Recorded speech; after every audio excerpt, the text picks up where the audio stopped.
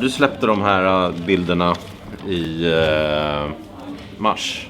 Ja. Eller hur? Och det har blivit en viral succé. Ja. Vad heter de? Huffington Post och har skrivit om dem. Ja, nej, men det var först så blev det liksom norsk media som plockade upp det. Och sen så kom svensk media direkt efteråt och sen så ringde BuzzFeed. Och efter att de ringde så liksom var det USA som började uppmärksamma dem. Men jag fattade inte liksom vad det var varför det var en stor grej. Jag tyckte bara så här, men vadå? Det är väl ingen... Men det verkar framförallt i USA. Britney Spears också hade tagit upp någon av det. Det var faktiskt först när jag blev gravid som jag började tänka så här... min första tanke då när jag fick reda på att jag var gravid med en pojke, det var...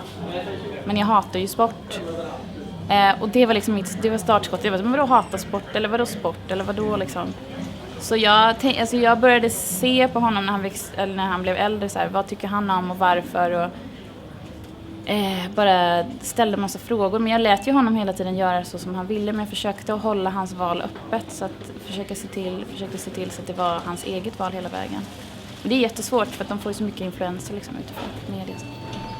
När du gjorde den här Spider-Man, det var väl en historia bakom den? När han kom hem från förskolan en dag så var han ledsen och så ville han inte gråta. Och när jag frågade honom då varför han inte ville gråta så sa han att det är för att Spider-Man inte gråter. Och då googlade jag åt honom Spider-Man crying. Och då finns det massa bilder på Spider-Man när han gråter. Och då frågade han mig så här, men bajsar han också? Och då sa jag, ja men det är klart att han gör. Och det ville inte jag googla, då ritade jag den bilden istället. Okay. Så det var så det började. Och jag hade ju aldrig någon tanke på liksom, för den här bilden har jag fått stå till svars för liksom, massa personer som ser. Vadå, han liksom, han är ju jättekänslig och massa så här serienördar som tror att jag försöker vara taskig mot de här manliga superhjältarna. Men det är inte alls det handlar om, för de tycker typ att jag förnedrar dem då genom att, jag har fått mordhot och så här våldtäktshot för att jag liksom ifrågasätter det här. Ja. Så det är väldigt, alltså det är en väldigt så het potatis, det är ett väldigt känsligt tema. Min plan, alltså det jag tänker med det här är ju att barnen ska lära de vuxna att vara lite öppnare, för att vi som vuxna kan ju aldrig lära barn att vara fördomsfria när vi själva är det liksom. De enda som är fördomsfria är ju barn, tänker jag. Sen gjorde du den här Super Strong Princess också. Vad har du gjort där då? Eller hur har du tänkt här? Här har jag då gjort... nej, alltså det är svårare att göra kvinnor liksom, för att då får man tänka lite annorlunda. Men här har jag gjort Snövit som ska få välja vara någonting... Alltså hon kan få vara prinsessa om hon vill.